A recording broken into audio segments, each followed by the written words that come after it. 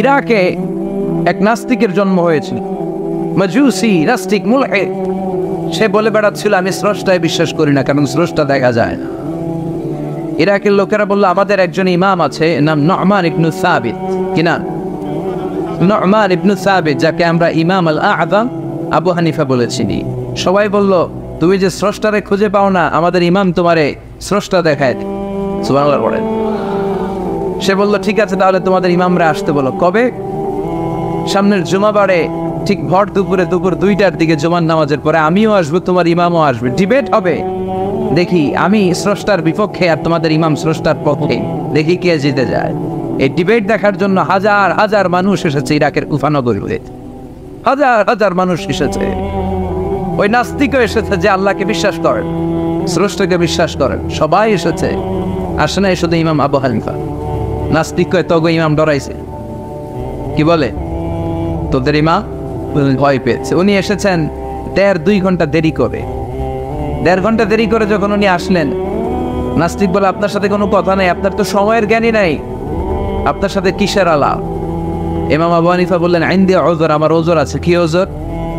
তিনি বললেন আমি যখন ঘর থেকে বেরোই আমার বাড়ির সামনে বিশাল এক নদী পড়ে যায়, আর এই নদী পেরোতে আমার নৌকা ব্যবহার করতে হয়। আজকে এসে দেখি নৌকাও নাই, মাঝিও নাই, কিচ্ছু না, কিভাবে পার হবো? হঠাৎ দেখলাম নদীর পাশে বিশাল বড় গাছ, গাছটা হঠাৎ এমনি এমনি 2 টুকরা হয়ে গেল। গাছ থেকে বিশাল কাঠের তক্তা বের হয়ে গেল, তক্তাগুলো অটোমেটিক্যালি জোড়া লেগে নৌকা হয়ে গেল। এই নৌকা মাঝি ছাড়া সা করে আমার সামনে চলে এলো। আমি নৌকায় বিসমিল্লাহ বলে বসে পড়লাম। হঠাৎ নৌকা আমারে টান দিয়ে ওপারে নিয়ে, তারপর আমি আপনার এই ময়দানে ছুটে এসেছি। এই যে গাছ কাটা, তক্তা হওয়া, নৌকা হওয়া, মাটি ছাড়া চলা, এই প্রসেসিং করতে আমার 2 ঘন্টা সময় লেগেছে। I am extremely sorry for that. Asif Jiddar, আমি দুঃখিত। নাস্তিক নেতা বলে তোকে ইমাম গাঞ্জা খাইছে। ঠিক খাইছে? তোদের ইমাম মজনুন, জুন্না আলাই, মাথার তার সিরা নিয়ে যা। ইমাম আবু হানিফা বললেন ময়দানে আমারে গালি দিলেন কেন? পাগল বললেন কেন? তার সিরা বলে ডাকলেন কেন? মজনুন শব্দ ব্যবহার করলেন কেন? মার্জিত ভাষা ব্যবহার করতে শিখেন। নাস্তিক বলে কেমন কথা আপনি বলেন? শিক্ষিত মানুষ, দার্শনিক মানুষ, জ্ঞানী মানুষ, ইমাম মানুষ, কোন মানুষ ছাড়া, করাত ছাড়া বিশাল বড় বড় গাছ কাটা যায় নাকি? মিস্ত্রি ছাড়া তক্তা বানানো যায় নাকি? মিস্ত্রি ছাড়া তক্তা জোড়া লাগিয়ে এমনি এমনি নৌকা হয় নাকি? মাছি ছাড়া পানিতে নৌকা চলে নাকি? ইমাম আবু হানিফা বললেন now you on the right track. এই তো লাইনে আসছেন আপনি। এই লাইনে আনার জন্য তো এত গল্প, লাইনে আনার জন্যই তো এত স্টোরি আমি মেক করলাম। আপনার কথা থেকেই যদি ধরি, করাত ছাড়া গাছ কাটা যায় না, এমনি এমনি তক্তা হয় না, এমনি এমনি নৌকা হয় না, মাঝি ছাড়া নৌকা এমনি এমনি চলে না, তাহলে আকাশ কেমন করে এমনি এমনি হলো? জমিন কেমন করে এমনি এমনি হলো? দ্বীপ প্রহরের জলজলে সূর্যটা কেমন করে কিরণ দিল এমনি এমনি? আল্লাহু আকবার! কেমন করে নবমণ্ডল উপমণ্ডল সৃষ্টি হলো? কেমন করে দিন শেষে রাত্রি আসে, রাত্রি শেষে দিন আসে? ওইটা যদি এমনি এমনি না হয়, মহাবিশ্বের এই সুন্দর বসুন্ধরার সব কিছু কেমন করে এমনি এমনি হয়? নাস্তিক কয় হায় হায়, আসলে তো আমি একটা লুকা পাঠা, আসলেই তো আমি হাদারাম, এইভাবে তো ভেবে দেখি নাই। আসলে তো এগুলো এমনি এমনি হয় না। Someone is controlling everything in the world. একজন মহা শক্তিধর, মহা এমডি আছে, এমডি ম্যানেজিং ডাইরেক্টর, মহা ব্যবস্থাপক, সব ব্যবস্থাপকদের বড় ব্যবস্থাপক। চিৎকার করে বলেন তিনি কে? বিশাল এক ব্যবস্থাপক আছে, তিনি সব কন্ট্রোল করছেন। এতদিন পর্যন্ত আমি বুঝতে পারি নাই, আমারে মাফ করিয়ে দেন আর পড়িয়ে দেন লা ইলাহা ইল্লাল্লাহু মুহাম্মাদুর রাসূলুল্লাহ সাল্লাল্লাহু আলাইহি সাইয়েদনা ইমাম আবু হানিফার হাতে হাত রেখে শাহাদা বাক্য পাঠ করেছে। সুবহানাল্লাহ পড়ে। ঝিনুকের ভেতর লুকিয়ে থাকে যেমন মদি, ঝিনুকের ভেতর লুকিয়ে থাকে যেমন মদি, কালমা শাহাদাতে আছে আল্লাহর জ্যোতি, কালমা শাহাদাতে আছে আল্লাহর জ্যোতি। সুবহানাল্লাহ। এই জ্যোতি যার হৃদয়ে একবার টাচ করে তার জন্য জান্নাতকে খুলে দেয় কে? এজন্য এই সূরা পড়লে নাস্তিকরা নাস্তিক থাকবে না। নাস্তিকদের জন্য এখানে আল্লাহ মেডিসিন দিয়েছেন, কিছু ডোজ দিয়েছেন। আলহামদুলিল্লাহ পড়েন। এই সূরা থেকে আমরা কিছু সময় কথা শুনতে রাজি আছেন তো? সূরার নাম চিল্লায় বলেন কি না? মুলক। মুলক মানে কি? মুলক মানে রাজত্ব, মুলক মানে ক্ষমতা, মুলক মানে পাওয়ার, মুলক মানে কিংডম, মুলক মানে সভরেনিটি। সুবহানাল্লাহ পড়েন। রব্বুল আলামিন বলেন তাবারাকাল্লাযী বিয়াদিহিল মুলকু ওয়া হুয়া আলা কুল্লি শাইইন কাদির। সুবহান সেই সত্তা যার হাতে ক্ষমতা আর তিনি সব বিষয়ে ক্ষমতাশীল। সুবহান। তাবারাকাল্লাযী বিয়াদিহিল মুলক, মহামহিম সে সত্তা, সুবহান সে সত্তা, বিয়াদিহিল মুলকু যার হাতে ক্ষমতা। ক্ষমতা কার হাতে? আল্লাহ। চিৎকার করে বলতে হবে কার হাতে? আল্লাহ। নাকি আমাদের হাতে? না সরকারের হাতে, পুলিশের হাতে, র্যাবের হাতে, মাশরাফির হাতে, হিরো আলমের হাতে?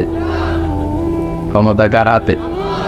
ক্ষমতা শুধুমাত্র একজনের হাতে। চিল্লায় বলেন তিনি কে? আল্লাহ। আল্লাহর হাতে ক্ষমতা, আর তিনি হচ্ছেন সকল ক্ষমতার উৎস, সেন্টার অফ অল পাওয়ার্স। সব ক্ষমতার উৎস কে? নাকি জনগণ? আমরা কিন্তু এটাই শিখি, এদেশে আমাদেরকে রাষ্ট্রীয়ভাবে শিখানো হয় এটা রাষ্ট্রীয় কুপুরি। সকল ক্ষমতার উৎস জনগণ নয়, সকল ক্ষমতার উৎস কে? উনি ক্ষমতার উৎস, তিনি ক্ষমতাশীল, মহা ক্ষমতাধর, তার ক্ষমতার সাথে কারো তুলনা হয় না। আমাদের কি ক্ষমতা আছে?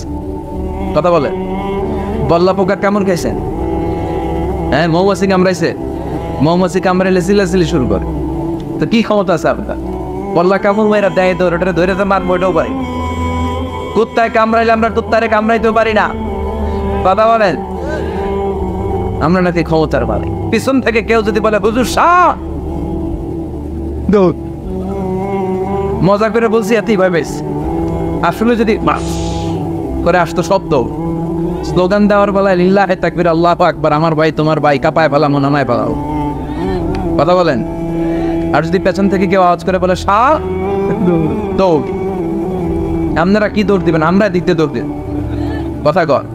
চাচা আপনরা জীবন বাঁচানোর জন্য ভয়ে পাগল। সাপ লাগবে না, বাবা ভেঙছিলেন মাইথার দিয়ে নাই বোধ হয়। আছে আছে। কি করে?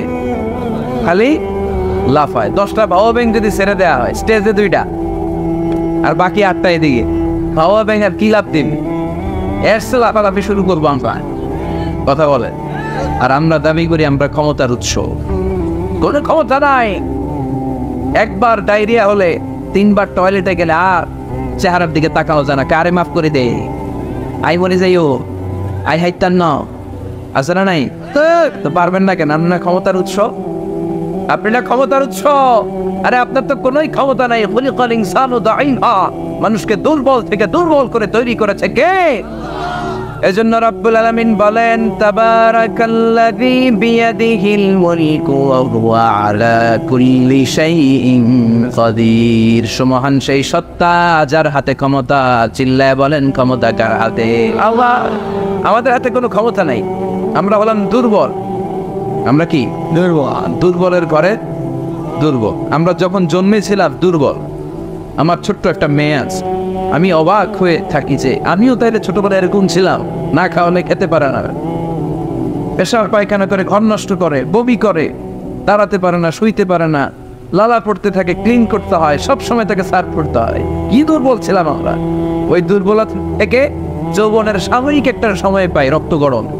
এরকম রক্ত গরম তোমার আগে ছিল না। আগে তুমি দুর্বল ছিলা। তুমি শুধু দুর্বল না, তুমি দুর্বলের ঘরের দুর্বল।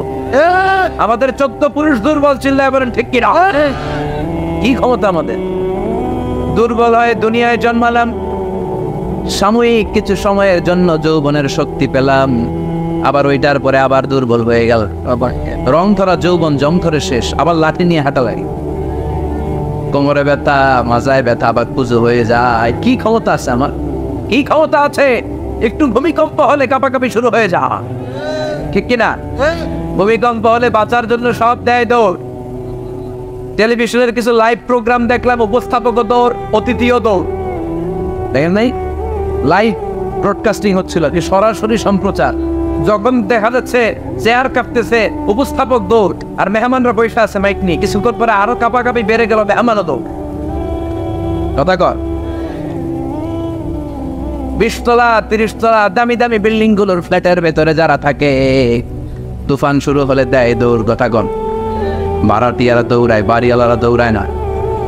নিজের বাড়ি তো এজন্য দৌড় দেয় না, নাকি ভূমিকম্প হইলে ভাড়াটিয়াও দৌড়, বাড়িওয়ালাও দৌড়, সবাই। পুলিশের প্রধানও দৌড় দেয়, বাস্তবে তো র্যাবের প্রধানও দৌড় দেয়, প্রেসিডেন্টও দৌড় দেয়, শুধু প্রধানমন্ত্রী দৌড় দেয় না। দেয়, আমি কই নাই, কিন্তু আপনারা কইছেন। দোষ আপনাদের, আমার কোনো দোষ নাই। আমি প্রধানমন্ত্রীর কিছু বলি নাই। চাচা আপন প্রাণ বাঁচা। রাতে ভূমিকম্প হলে দৌড় দিতে হয়, চিল্লায় বলেন ঠিক কিনা? 2004 সালে বরিশালে প্রথমে গেলাম বাসে, ফিরে আসতেছি লঞ্চে, নদীর মাঝখানে তুফান, জাহাজ ডুবে যাবে। ওই দিন চিনলাম আল্লাহ কারে কয়, আল্লাহ কেসকো কাতে হে। ওই দিন লঞ্চের শুধু মুসলমানেরাই আল্লাহরে ডাকে নাই, হিন্দুরাও জিকির করছে কার? ওই দিন সবার মুখে একটা জিকির ছিল, লা ইলাহা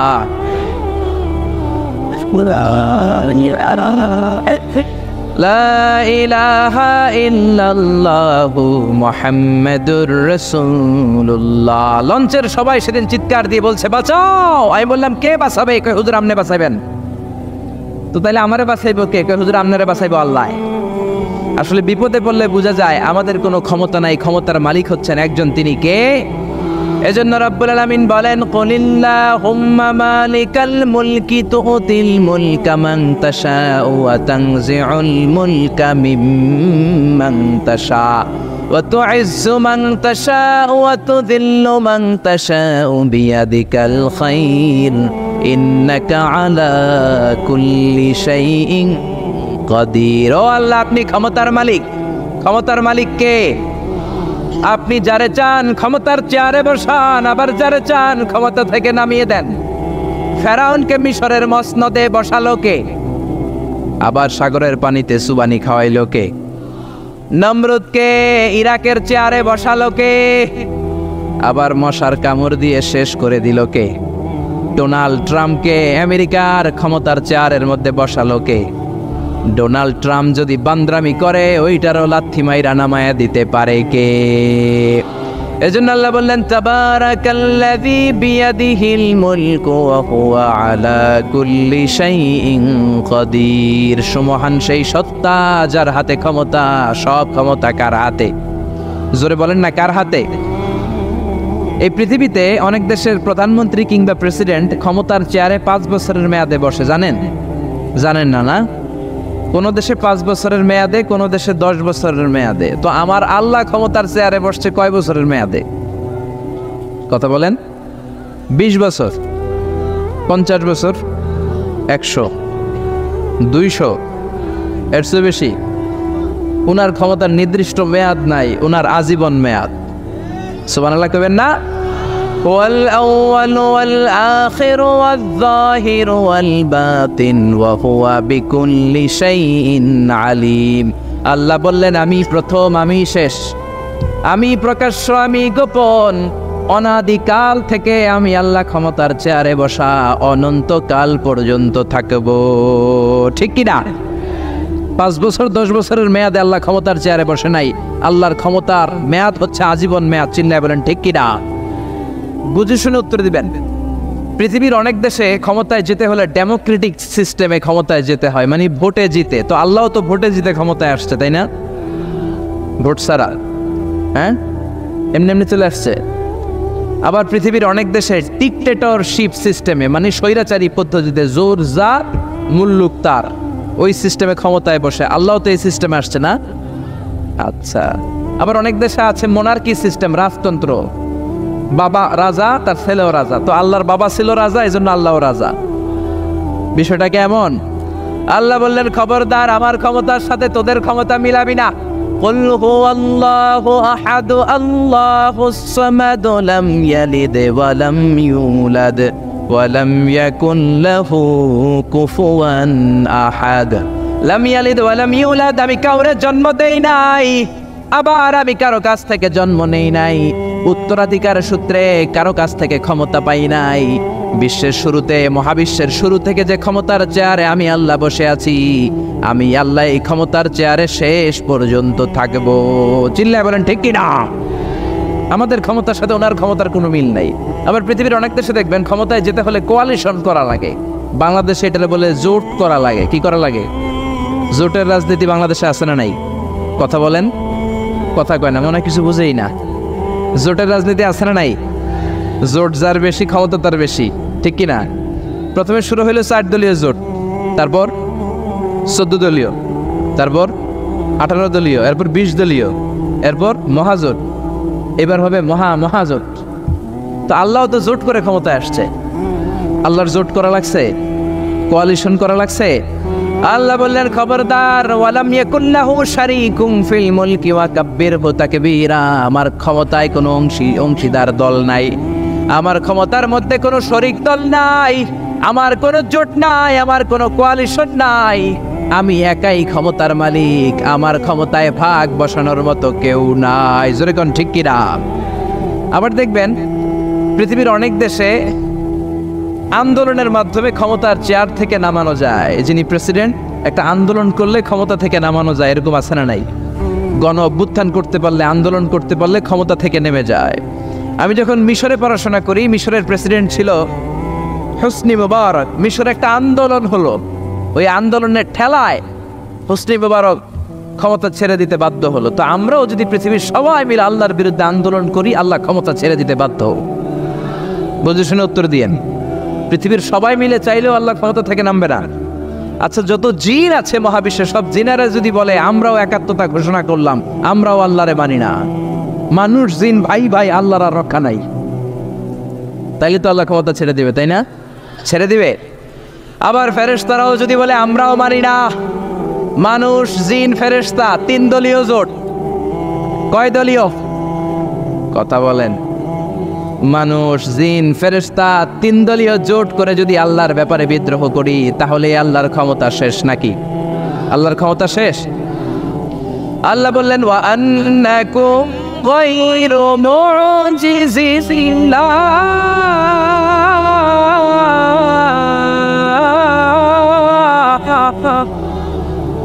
খবরদার, গোটা বিশ্বের সবাই মিলে যদি আমি আল্লাহরে পরাস্ত করতে চাও, গোটা বিশ্বের সবাই মিলে যদি আমি আল্লাহর ব্যাপারে বিদ্রোহ করো, আমি আল্লাহর বিরুদ্ধে যদি আন্দোলন সবাই মিলে তোমরা করো, আমার ক্ষমতার এক আনাও তোরা কমাতে পারবি না। সুবহানাল্লাহ। তার মানে আমাদের ক্ষমতার সাথে আল্লাহর ক্ষমতার কোনো মিল নাই। চিল্লায় বলেন ঠিক কিনা? আবার বুঝে শুনে উত্তর দেন। অনেক দেশে দেখবেন রাজার বয়স এত হয়েছে, বয়সের ভারে নুজ্জ হয়ে 70-80-তে পৌঁছে গেছে, কয় আই আর হাইতান্ন, আমি অবসরে যাব, সেলফ রিটায়ারমেন্ট, স্বেচ্ছায় অবসরে যাব। এরকম হয় না? অনেক রাজা, সুলতান, প্রেসিডেন্ট স্বেচ্ছায় অবসরে চলে যায়। তো আল্লাহরও তো অনেক বয়স হয়েছে, এখন আল্লাহর অবসরে যাওয়ার সময় এসেছে। বয়স হয় নাই, এত বছর উনি ক্ষমতা চালায়, এখনো বয়স হয় নাই। উনি ক্লান্ত হয় না? উনার ঘুমে ধরে না? আল্লাহ বললেন খবরদার, লা তাখুযুহু সিনাতু ওয়ালা নাওম। আমার ঘুম নাই, আমার কোনো নিদ্রা নাই, আমার কোনো তন্দ্রা নাই, আমার কোনো ঝিমুনি নাই। ওয়ালা ইয়াউদুহু হিফযুহুমা ওয়া হুয়াল আলিয়ুল আযীম। এই পুরো মহাবিশ্বটা পরিচালনা করতে যে আমি আল্লাহ ক্লান্ত হই না, আমি আল্লাহর তন্দ্রা আসে না, আমি আল্লাহর ঝিমুনি আসে না, আমি আল্লাহর ঘুম আসে না।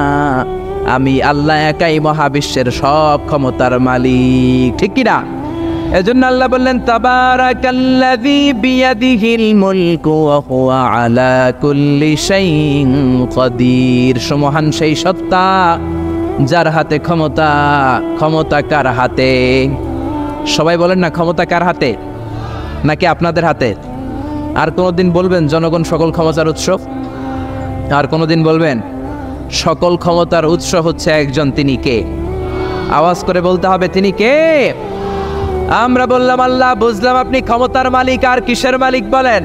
আল্লাহ বললেন আল্লাযী খালাকাল মাউতা ওয়াল হায়াতা লিয়াবলুয়াকুম আইয়ুকুম আহসানু আমালা ওয়া হুয়াল আজিজুল গফুর। আমি শুধু ক্ষমতারই মালিক নই, আমি এমন আল্লাহ, যে আল্লাহ জীবন তৈরি করলাম, যে আল্লাহ মরণ তৈরি করলাম। আমি জীবনেরও মালিক, মরণেরও মালিক। আমাদেরকে জীবন দিয়েছে কে? মরণ দিয়েছে কে? আমাদের প্রাণ ভিক্ষা দিতে পারে কে? নাকি আপনাদের রাষ্ট্রপতি? আপনাকে রাষ্ট্রপতি তো নাকি প্রাণ ভিক্ষা দেয়,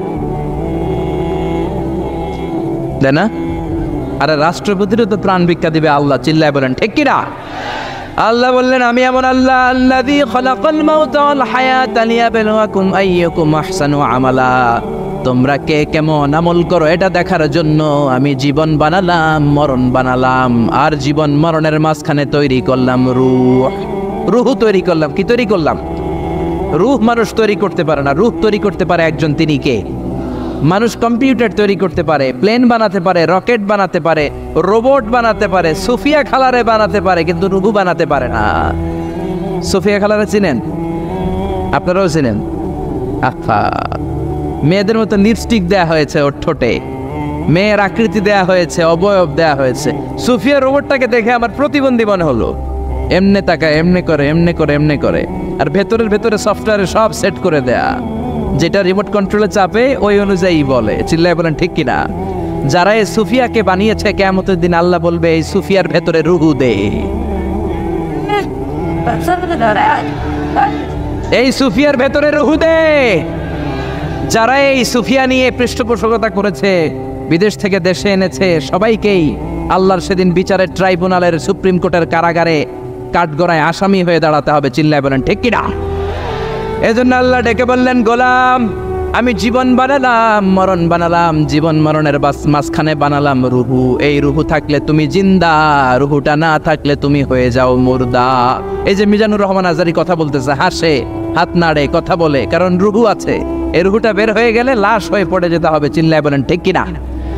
মক্কার কাফিরেরা বলল, আব্দুল্লাহর বেটা মুহাম্মদ, রুহু কাকে বলে আমাদের বলো। রুহু দেখতে কেমন? কেমন করে দেহের মধ্যে রুহু ঢুকে, কেমন করে রুহুটা দেহ থেকে উড়াল দেয়। এই রুহুর ব্যাপারে তথ্য দিতে পারলে কালিমা পড়ে সবাই মুসলমান হয়ে যাব। আপনারা রুহু দেখছেন কেউ? আপনার দাদা যে মারা গেল, বাবা যে মারা গেল, রুহুটা যে উড়াল দিল, দেখছেন? কালার কেমন? সাইজ কতটুকু? ওজন কতটুকু? দেখতে কেমন? আমরা কেউ রুহু দেখেছি? চিল্লায় বলেন দেখেছি? বিশ্বনবীরে বলা হলো, আব্দুল্লাহর বেটা মুহাম্মদ, রুহু কারে বলে? যদি বলতে পারো কালিমা পড়বো। বিশ্বনবী বলতে পারে না, কারণ বিশ্বনবী মন গড়া কোনো কথা বলেন না। আকাশ থেকে গ্রিন সিগন্যাল আসলে তবেই বলেন, ঠিক কিনা? বিশ্বনবী আল্লাহ তাআলার পক্ষ থেকে গ্রিন সিগন্যাল পাওয়ার জন্য উপরে তাকিয়ে রইলেন। আয়াত নাজিল হয়ে গেল, ইয়াসআলুনাকা আনির রূহি কুলির রূহু মিন আমরি রাব্বি ওয়া মা উতীতুম মিনাল ইলমি ইল্লা কালিলা। ও নবী, লোকেরা আপনারা জিজ্ঞেস করে রূহ কাকে বলে? মা হুয়া রূহ, হোয়াট ইজ দ্য স্পিরিট? আপনি বলে দেন, রূহ হলো আল্লাহর পক্ষ থেকে স্পেশাল অর্ডার। আল্লাহর অর্ডারে এই রূহটা দেহের মধ্যে ঢোকে, আবার আল্লাহর অর্ডারে রূহ বের হয়ে যায়। আল্লাহু আকবার। এই রূহটা মানুষের দেহে ঢুকে কার অর্ডারে? আবার বের হয়ে যাবে কার অর্ডারে?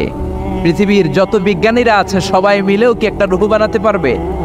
জোরে বলেন না, রূহ বানাতে পারবে? আল্লাহ চ্যালেঞ্জ করে বললেন, ওমা উতীতুম মিনাল ইলমি ইল্লা কালিলা। তোমাদেরকে একেবারে যত সামান্য কিঞ্চিত জ্ঞান দিয়ে আমি তৈরি করেছি, তোমাদের এই লিমিটেড জ্ঞান দিয়ে রূহ বানানো যাবে? ইউনাইটেড স্টেটস অফ আমেরিকা একজন মেডিকেল সায়েন্টিস্ট এই চ্যালেঞ্জ গ্রহণ করলো। সে চ্যালেঞ্জ গ্রহণ করে বলল, আমি রুহু বের করে ছাড়বে। কি বের করব? রুহু। আমেরিকার ওই মেডিকেল সায়েন্টিস্ট সে চ্যালেঞ্জ করে বলল, আমি রুহু বানাবো। কি বানাবো? উত্তর দিতে হবে কিন্তু। কি বানাবো? রুহু বানাবো। কেমন করে রুহু বের হয় এটা আবিষ্কার করে আমি নোবেল প্রাইজ জিতবো, নোবেল লরেট হব। 7 বছর সে গবেষণা করলো মুমূর্ষু রোগীদের নিয়ে। মুমূর্ষু রোগী নিয়ে বসে থাকে, কখন রুহুটা বের হবে, রুহু ধরার জন্য বসে থাকে। কিন্তু 7 বছরে হাজার হাজার মুমূর্ষু রোগীর দেহ থেকে রুহু উড়াল দিয়েছে, কিন্তু রুহু ধরতে পারে নাই। সুবহানাল্লাহ কইবেন না? আচ্ছা, এইবার তার মাথায় একটা চিন্তা আসলো, না এই পন্থায় হাঁটলে তো হবে না, আমি একটা কাজ করি। বুলেট প্রুফের গ্লাস দিয়ে একটা ছোট্ট গ্লাসের রুম বানাই, ওই গ্লাসের ভেতরে মুমূর্ষু রোগী ঢুকাইয়া দিব। বুলেট প্রুফ চিনেন তো? মানে গুলি মারলেও গুলি ঢুকবে না। আমাদের মাননীয় প্রধানমন্ত্রী, রাষ্ট্রপতি মহোদয়, ওনারা যে গাড়িগুলো চালায় এগুলো কিন্তু বুলেট প্রুফ, জানেন? গুলি মারলে গুলি ঢুকে না। তো উনি বুলেট প্রুফ গ্লাস দিয়ে, টেম্পার্ড গ্লাস দিয়ে ছোট্ট একটা রুম বানালেন, কাচের গ্লাস। উনি মনে মনে ভাবলেন, মুমূর্ষু রোগী যদি এই কাচের গ্লাসের ভেতরে ঢুকাই, যেহেতু বুলেট প্রুফ, কিছু ঢুকেও না, বাইরে হয় না, রুহু বাইরে কেমনে দেখি। তো কাচের গ্লাস বানিয়ে তার টিমের সবাইকে বলল, আইসিইউ থেকে একটা মুমূর্ষু রোগীকে ধরে আনো, আজকে আমি রুহু ধরে ছাড়ুম। তো মুমূর্ষু রোগীকে আনা হয়েছে ইন্টেন্সিভ কেয়ার ইউনিট থেকে, তাকে কৃত্রিম অক্সিজেন দিয়ে লাইফ সাপোর্টে রাখা হয়েছে। মেডিকেল টিমের প্রধান বলে, এই লোকটারে এই বুলেট প্রুফ গ্লাসের যে ছোট্ট রুম, এটার ভিতরে ঢুকানোর আগে চেক হিজ বিপি, তার বিপি মাপ, ব্লাড প্রেশার মাপ। তো মেপে দেখে ঠিক আছে। ওজন মাপ, বলে ওজন মাপা হলো, ওজন হচ্ছে 80 কেজি, 80 কিলোগ্রাম। কত কেজি? 80। সবাই বলেন কত কেজি? 80 কেজি। এবার মেডিকেল টিমের প্রধান বলে, মুমূর্ষু রোগীটার ভিতরে ঢুকিয়ে দে। ঢুকানো হলো। এবার সে বলল, লাইফ সাপোর্ট খুলে ফেল। সবাই বলে, স্যার লাইফ সাপোর্ট খুলে ফেললে তো মরে যাবে। মেডিকেল টিমের প্রধানকে মারার জন্যই তো আনছি, এটার না মারলে আমি রুহু পামু কেমনে? এটা রুহুটা তো বের করতে হবে দেহ থেকে। তো যেই কথা সেই কাজ, ঢুকানো হলো, লাইফ সাপোর্ট খুলে ফেলা হলো। লোকটা গ্লাস ফিটিং করা রুমের ভেতরে ছটফট করতে করতে দুনিয়া থেকে বিদায় নাই। এবার মেডিকেল টিমের প্রধান রুহু খুঁজতেছে। দুনিয়া থেকে বিদায়, তার মানে তো রুহু বের হয়ে গেছে, কিন্তু রুহু আর খুঁজে পায় না। গ্লাসের এই দিকে তাকায়, ওই দিকে তাকায়, নিচে উপরে, ডানে বায়ে, সামনে পেছনে, কোথাও রুহু নাই। রুহু খুঁজে পাওয়া যায় না। সে ভাবলো, আমি গ্লাসের দরজাটা খুলে হাত দিয়ে এরকম বাইং মাছ যেমনি হাতায়, এরকম হাতাইলে হয়তো রুহু পাবো। তো কাচের গ্লাস খুলে হাত দিয়ে এরকম হাতানো শুরু করলো। হাতাতে হাতাতে পুরো গ্লাস ফিটিং করা রুমের ভিতরে সব খুঁজে ফেললো, কিন্তু রুহু খুঁজে পাওয়া যায় নাই। লোকটাকে বের করা হলো। উনি বললেন, চেক হিজ বিপি, বিপি মাপতো। সবাই বলে, স্যার এটা তো ময়রা ভূত হয়ে গেছে, এখন তো বিপি নাই। বিপি বুঝেন তো, ব্লাড প্রেশার। এই যে ধাক্কাটা, অলিন্দ নিলয়, সিস্টোলিক ডায়াস্টোলিক, জন্মের পর থেকেই আমাদের এই যে দম নেয়া আর দম ছেড়ে দেওয়ার খেলাটা আছে না নাই? কথা বলেন। এই যে ফুসফুস দম নেয়, দম ছেড়ে দেয়। শীতের রাতে আপনি কম্বল গায়ে দিয়ে ঘুমায় যান, আপনার দমও কি ঘুমায় যায়? আপনার দম ঘুমাইলে তো আপনি ঠুস। আয় রে মানুষ রঙিন ফানুস, দম ফুরাইলে তবু তো ভাই কারোরই নাই একটুখানি। আয় রে মানুষ রঙিন ফানুস, রঙিন ফানুস, আয় রে মানুষ। পড়েন আল্লাহু আকবার। এবার মেডিকেল টিমের প্রধান বলে, চেক হিজ বিপি, বিপি মাপ। সবাই বলে, বিপি নাই, কিন্তু ওজন আছে না নাই? মরার পরেও তো একটা লাশের ওজন থাকে কি থাকে না? এবার মেডিকেল টিমের প্রধান বলে, চেক হিজ ওয়েট, ওজন মাপ। এবার ওজন স্কেলে শোয়ানোর পরে দেখা গেল লোকটা মরার আগে ছিল 80, এখন হয়ে গেছে 78 কেজি। কয় কেজি? মরার আগে লোকটা ছিল কয় কেজি? মরার পরে ওজন দেওয়ার পরে ওজন হয়ে গেছে কয় কেজি? কমছে কয় কেজি? মেডিকেল টিমের প্রধান কয়, আমি পাইছি। সবাই কয়, কি পাইছেন? মেডিকেল টিমের প্রধান কয়, ওইডা। সবাই কয়, কোনডা? কয়, রুহু। কেমনে পাইলেন? কয়, মরার আগে ছিল 80 কেজি, মরার পরে 78 কেজি, কমছে 2 কেজি। তার মানে যেটা উড়াল দিছে ওইটাই 2 কেজি। পাইছে ঘোড়ার ডিম। কিন্তু বিজ্ঞানীদের নিয়ম হচ্ছে, আপনি একটা রেজাল্ট দিয়েই ফাইনাল জাজমেন্ট দিতে পারবেন না, আপনার আরো কিছু নমুনা সংগ্রহ করতে হবে। সে বলল, আরেকটা রোগীকে আইসিইউ থেকে নিয়ে আয়, ওজন মাপ, বিপি মাপ। বিপি ওকে, ওজন কত? 70 কেজি। দ্বিতীয় যে লোকটাকে আনা হলো তার ওজন 70 কেজি। চিল্লায় বলেন, কয় কেজি? 70। এবার গ্লাসের ভিতরে ঢুকানোর পরে অক্সিজেনের মাস্কটা খুলে ফেলা হলো। এই লোকটা অক্সিজেনের অভাবে ছটফট করতে মরে গেল। মরার পরে আবার রুহু খোঁজে, কিন্তু গ্লাসের ভিতরে রুহু নাই। এই লোকটাকেও বের করে মেডিকেল টিমের প্রধান বলে, চেক হিজ বিপি, বিপি মাপ।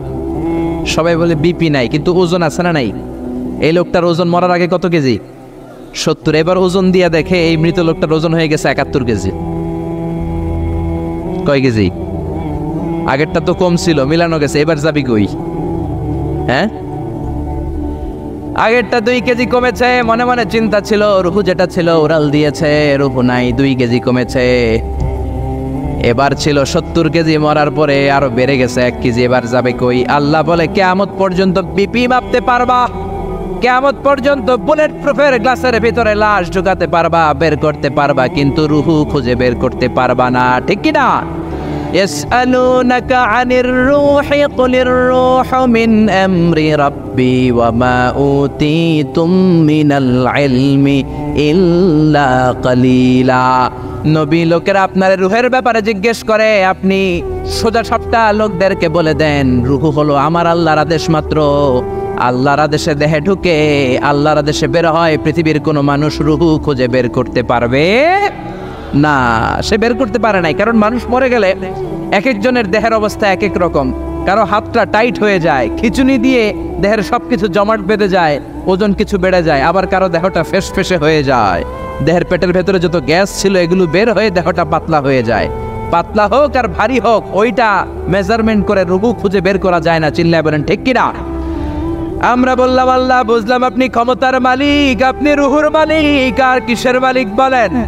আল্লাহ বললেন আল্লাযী খালাকা সাবআ সামাওয়াতিন তিবাকা মা তারা ফি খালকির রহমানি মিন তাফাউত। ও গোলাম, আকাশের দিকে তাকা, মাথার উপরে তাকা। 7টা স্তরে আকাশটারে 7টা স্তরে বিন্যস্ত করে সাজিয়ে দিয়েছে কে? আবার আল্লাহ বললেন ওয়ালাকাদ যায়্যানাস সামাআদ দুনিয়া বিমাসাবিহা ওয়া জাআলনাহা রুজুমান লিশ-শায়াতিন। আমি এই পৃথিবীর কাছের আকাশটাকে, প্রথম আকাশটাকে চমৎকার চমৎকার তারা দিয়ে সুশোভিত করে দিয়েছি। সুবহানাল্লাহ। এই যে খালি চোখে উপরের দিকে যে আপনারা তাকান, তাকালে যেটা দেখা যায় এটা কি আকাশ? কথা বলেন না, এটা আকাশ না, এটা মহাশূন্য। এটা কি? জোরে বলেন, এটা কি? স্পেস, ফাদা। এটা মহাশূন্য। আপনি উপরের দিকে তাকালে যেটা দেখেন এটা প্রথম আকাশের মহাশূন্য। কথা খেয়াল করে বুঝতে হবে। তার অনেক অনেক উপরে প্রথম আকাশ, তারপরে দ্বিতীয় আকাশের মহাশূন্য, তারপরে দ্বিতীয় আকাশ, তারপরে তৃতীয় আকাশের মহাশূন্য, তারপরে তৃতীয় আকাশ, তারপরে চতুর্থ আকাশের মহাশূন্য, তারপরে চতুর্থ আকাশ। এভাবে একটার চেয়ে আরেকটা বড়। কত বড়? বিষ্ণু বললেন তোমার হাতের আংটিটা খুলে যদি সাহারা মরুভূমির উপরে ছুঁড়ে ফেলে দাও, সাহারা মরুভূমির তুলনায় তোমার হাতের আংটি যত ছোট, আল্লাহর দ্বিতীয় আসমানের তুলনায় আল্লাহর প্রথম আসমানটা ঠিক তত ছোট।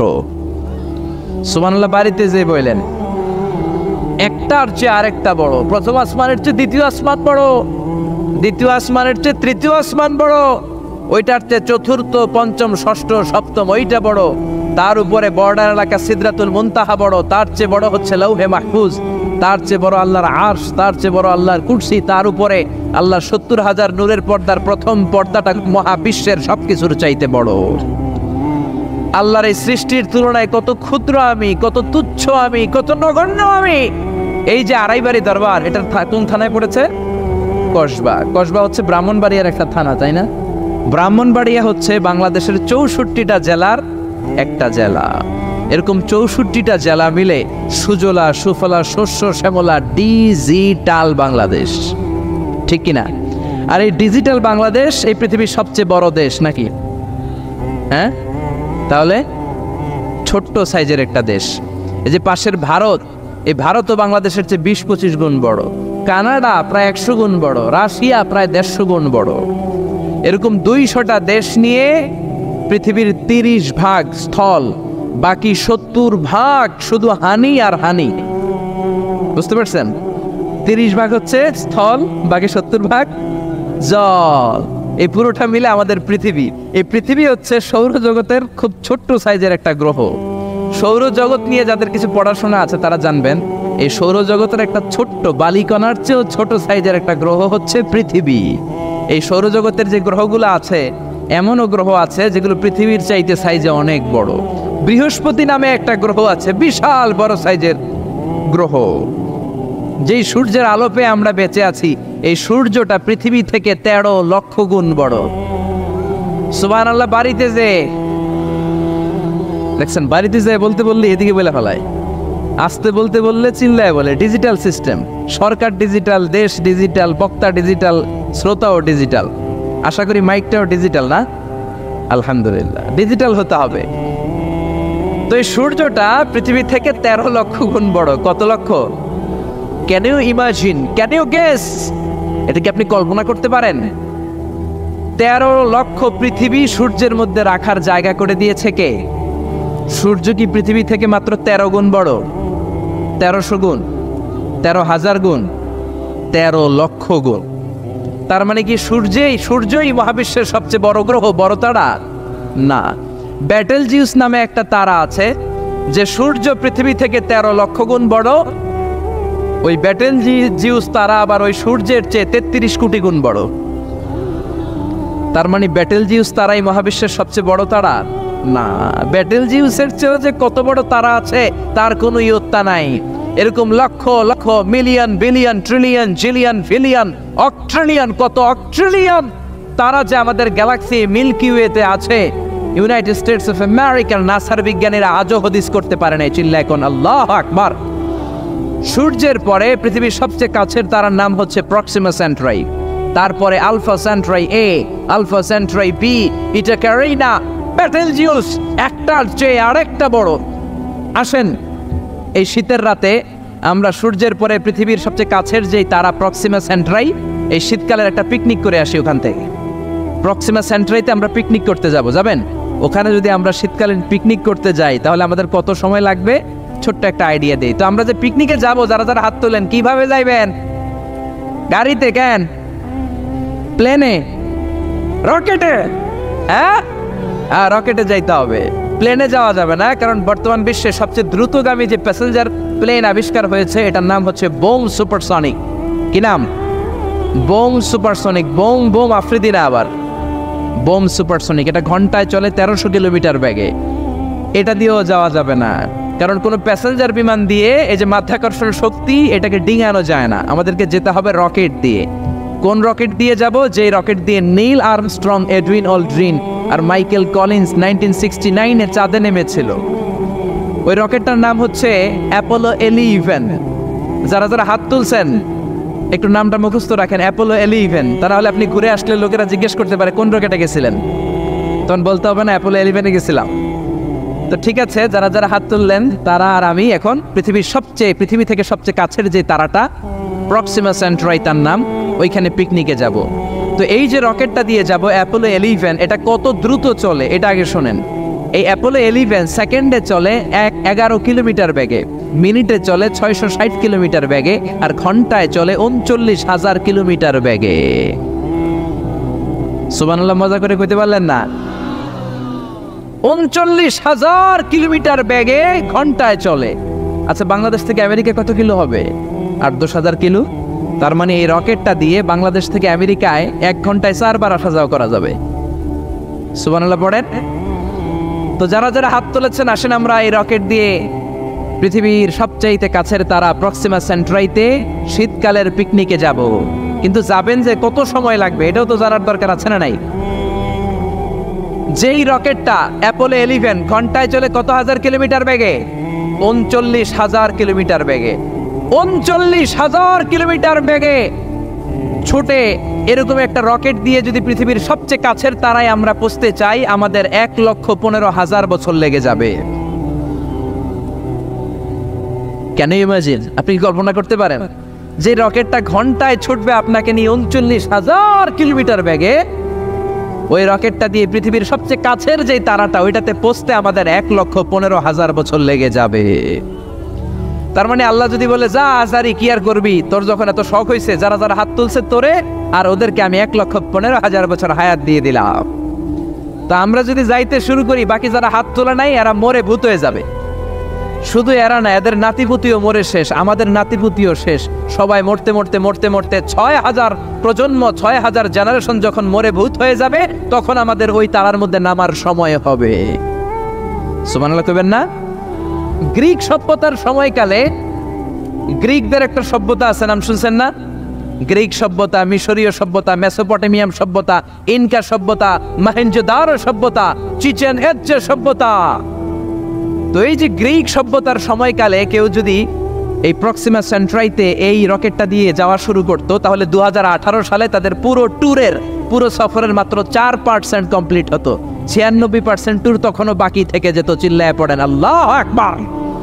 ওই আল্লাহ ডেকে বললেন, গোলাম ওয়ালাকাদ যায়্যানাস সামাআদ দুনিয়া বিমাসাবিহা ওয়া জাআলনাহা রুজুমান লিশ-শায়াতিন। এরকম বিশাল বিশাল তারকারাজি দিয়ে, তারা দিয়ে প্রথম আকাশটাকে আমি আল্লাহ সুশোভিত করে দিয়েছি।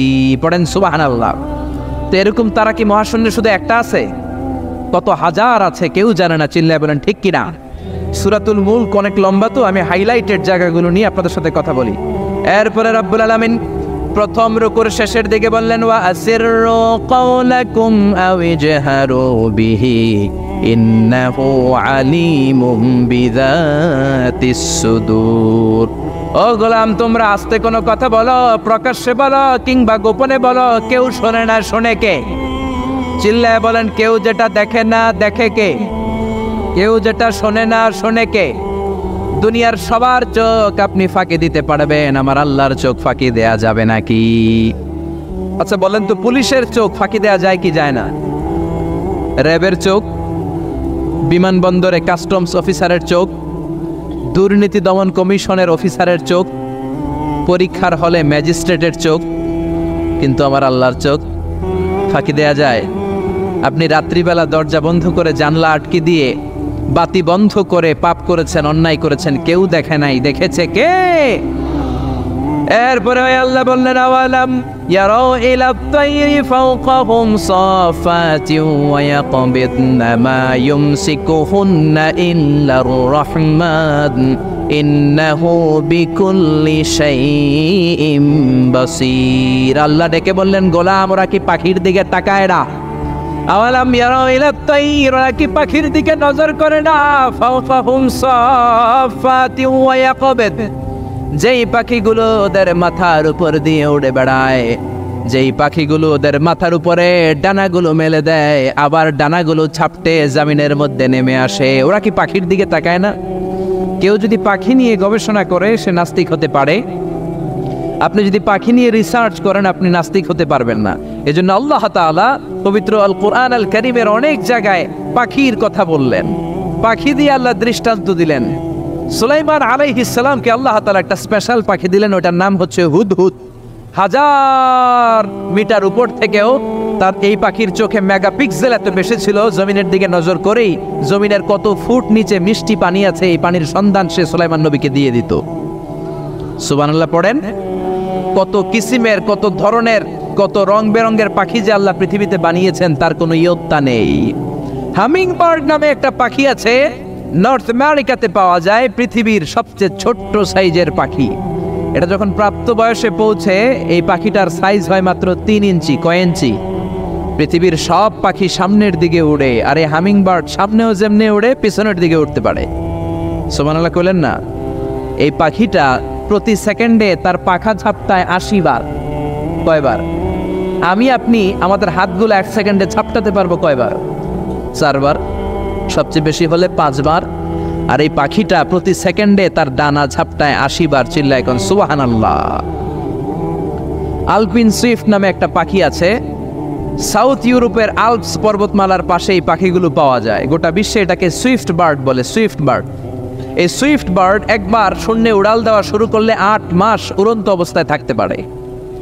আবার কোনো প্রয়োজনে পৃথিবীতে নেমে আসে, আবার উড়াল দিলে আবার 8 মাস, আবার নেমে আসে, আবার উড়াল দিলে আবার 8 মাস। সুবহানাল্লাহ পড়েন। হোমা বার্ড নামে একটা পাখি আছে, যে পাখিটা উড়ন্ত অবস্থায় ডিম পেড়ে দেয়, আর ওই ডিম জমিনে পড়ার আগেই উড়ন্ত অবস্থায় শূন্যে থাকতে ওই ডিম ফুটে বাচ্চা বেরোয়, ওই বাচ্চাও আবার শূন্যে উঠতে শুরু করে দেয়।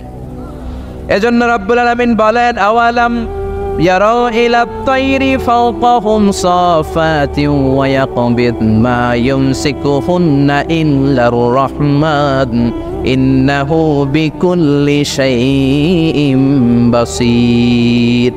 নাস্তিকগুলো কি পাখির দিকে নজর করে তাকায় না? কেমন করে তাদের উপর দিয়ে পাখাগুলো মেলে দিয়ে তারা উড়ে বেড়ায়। সাফাতিন ওয়া ইয়াকবিদনা, পাখাগুলো ডানাগুলো মেলে দেয়, আবার ডানা ঝাপটায়। এই পাখিগুলোকে শূন্যে কেউ ধরে রাখে নাই, ধরে রেখেছে একজন, তিনি হলেন আমার আল্লাহ। তিনি কে? এই যে পাখিগুলো শূন্যে উড়ন্ত অবস্থায় থাকতে পারে, ওদেরকে শূন্যে উড়ন্ত অবস্থায় রাখলো কে? জোরে বলেন কে?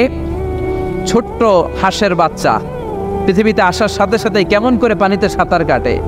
কে এই হাঁসের বাচ্চারা শিখালো যে তোর টানা ঝাপটাতে হবে, পা নাড়াতে হবে? শিখালো কে?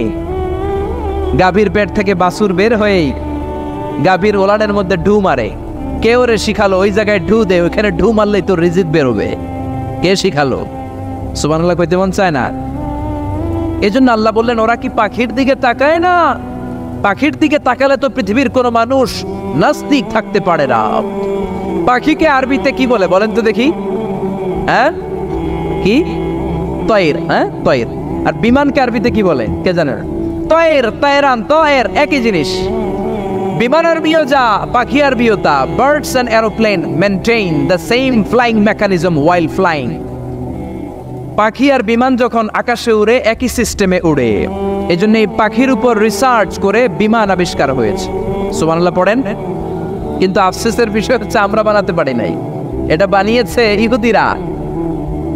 উইলভার রাইট অর উইল রাইট দুই ভাই মিলে বিমান বানিয়েছে 1903 সালে। ইউনাইটেড স্টেটস অফ আমেরিকার নাগরিক এই দুই ভাই মিলে তারা বিমান বানিয়ে ফেললো। আমরা বানাতে পারি নাই। আমরা আছি মদ আর নারী নিয়ে, আমরা আছি হিন্দি সিনেমা নিয়ে, আমরা আছি মারামারি নিয়ে, আমরা আছি কাফের ফতুয়া দেয়া নিয়ে, আমরা আছি তর্কাতর্কি নিয়ে, জি বাংলা নিয়ে, স্টার জলসা নিয়ে, কিরণমালা নিয়ে। চিল্লায় বলেন ঠিক কিনা? স্টার জলসা হায়ারে জিহি বাংলা, নষ্ট করলো হয়ে আমার সোনার বাংলা। স্টার জলসা হায়ারে জিহি বাংলা, নষ্ট করলো হয়ে আমার সোনার বাংলা। ঠিক কিনা? কেমন করে পরকিয়া করতে হবে, শাশুড়ি বউয়ের মধ্যে কেমন করে কুটনামি লাগাতে হবে, এগুলো ট্রেনিং জি বাংলা, স্টার জলসা, হিন্দি সিনেমার ভেতরে আছে না নাই? আমরা এগুলো নিয়ে ব্যস্ত, কাফের ফতুয়া দিয়ে নিয়ে ব্যস্ত। কথায় কথায় আমাদের মুখ দিয়ে বেরোয় তুই কাফের, তুই 3 কারণে কাফের, তুই 5 কারণে কাফের, তুই 6 কারণে কাফের। এই কাফের মরলে এই কাফেরকে যেখানে কবর দেয়া হবে ওই কবরের উপর যে ঘাস উঠবে, ওই ঘাস যে গাভী খাবে, ওই গাভীর দুধ যে খাবে ওইটাও কাফের। এরকম ফতোয়া আছে না নাই? তো আমরা এই ফতোয়াবাজি নিয়ে ব্যস্ত। উইলভার রাইট আর অরভিল রাইট কোরআনের এই আয়াতের উপর রিসার্চ করে, গবেষণা করে এরা দুইজন বিমান বানিয়ে ফেললেন। এই দুই ভাই পাহাড়ের মধ্যে শুয়ে কত পাখি যে দেখেছে, কত পাখির ছবি যে এঁকেছে, কত পাখির মোশন অ্যান্ড মুভমেন্ট নিয়ে তারা গবেষণা করেছে। করতে করতে করতে এই দুই ভাই বিমান বানিয়ে ফেলেছে। তবে এখনকার মতো এত উন্নত বিমান নয়, ছোট্টখাট্ট বিমান, একটু উড়ে আবার ধপাস করে জমিনে পড়ে, একটু উড়ে আবার ধপাস করে জমিনে পড়ে। সর্বপ্রথম ফ্রান্সের এক শহর থেকে আরেক শহরে পৃথিবীর প্রথম প্যাসেঞ্জার বিমান এক শহর থেকে আরেক শহরে ল্যান্ড করেছে। এই তো মানুষের স্বপ্ন বাস্তবায়িত হয়ে গিয়েছে। এতদিন মানুষ শুধু দেখতো হায় রে পাখি উড়ে, আমরা উঠতে পারি না। এখন পাখির চেয়েও আরো দ্রুত বেগে আমরা উড়ি। ঠিক কিনা? এই যে আপনারা হজে যান, কিভাবে যান? প্লেনে যান। প্লেনে যান তো বুঝলাম, উড়ে উড়ে যান না? পাখি আর কত দ্রুত উড়ে, পাখির চেয়েও দ্রুত বেগে আমরা উঠতে পারি। চিল্লায় বলেন ঠিক কিনা? এই বিমান আবিষ্কার হওয়ার আগ পর্যন্ত পৃথিবীর সব দেশের ছিল শুধু সেনাবাহিনী আর নৌবাহিনী। বিমান আবিষ্কারের পর শুরু হয়ে গেল বিমান বাহিনী। এখন সব স্বাধীন দেশের বিমান বাহিনী আছে না নাই? Air force, military. এখন মানুষ ড্রোন হামলা করে, মিসাইল হামলা করে, ব্যালিস্টিক ক্ষেপণাস্ত্র দিয়ে হামলা করে। United states of America little boy and fat man নামে দুইটা পারমাণবিক বোমা দিয়ে জাপানের হিরোশিমা নাগাসাকিকে ধ্বংস করে মেসাকার করে দিয়েছে। এমনভাবে ধ্বংস করেছে, তারপরে কয়েক প্রজন্ম যারাই জন্ম নিত জাপানের হিরোশিমা নাগাসাকিতে বিকলাঙ্গ হয়ে জন্মাতো। হয় হাত নাই, নয় পা নাই, নয় চোখ নাই, নয় ঠ্যাং নাই। চিল্লায় বলেন ঠিক কিনা? এজন্য আল্লাহ বললেন, গোলাম আওয়ালাম ইয়ারাউ ইলাত তায়রি ফাওকাহুম সাফাতিন ওয়া ইয়াকবিদ মা ইউমসিকুহুন্না ইল্লার রাহমান ইন্নাহু বিকুল্লি শাইইন বাসীর। এই পৃথিবীর স্বঘোষিত নাস্তিকগুলা কি পাখির দিকে নজর করে তাকায় না? পাখি নিয়ে কোনো নাস্তিক যদি গবেষণা করে, ওই নাস্তিক আর নাস্তিক থাকতে পারে না। ওরে নাস্তিক থেকে আস্তিক বানায়া দিবে কে? এরপর আল্লাহ বললেন, আম্মান হাযাল্লাযী ইয়ারযুকুকুম ইন আমসাকা রিজকাহু বাল্লাজ্জু ফী উতুওয়িন ওয়া নুফুর। আল্লাহ বললেন, ও গোলাম, আমি আল্লাহ রিজিক দেই, আমি আল্লাহ যদি তোদের রিজিক বন্ধ করে দেই, কে আছে তোদের রিজিক দিতে পারে? রিজিক দেওয়ার মালিক কে? পৃথিবীতে যত খাবার আছে সব খাবারগুলো যদি নষ্ট হয়ে যায়, আমাদেরকে খাবার দিবে কে? ঘুম থেকে উঠে দেখলেন কোথাও কোনো খাবার নাই, বাজারে ফলমূল নাই, বিস্কুট নাই, আলু নাই, সিঙ্গারা নাই, কিচ্ছু নাই, ক্ষেতের মধ্যে কোনো ফসল নাই, গাছের মধ্যে ফুল ফল কিচ্ছু নাই। এরকম যখন অবস্থা হয়ে যাবে, আল্লাহ যদি রিজিকগুলো দেয়া বন্ধ করে দেয়, আপনাদেরকে রিজিক দিবে কে? খাদ্য দিবে কে? নাকি আপনাদের খাদ্যমন্ত্রী? আপনাদের খাদ্যমন্ত্রীও রিজিক দিতে পারবে না, প্রধানমন্ত্রী? জোরে বলেন। এজন্য আল্লাহ বললেন, ওমা মিন দাব্বাতিন ফিল আরদি ইল্লা আলাল্লাহি রিজকুহা। এই জমিনের মধ্যে যত ধরনের প্রাণী আছে, মাছ আছে, পশু আছে, সব প্রাণীগুলাকে, মানুষগুলাকে রিজিক দেয় কে?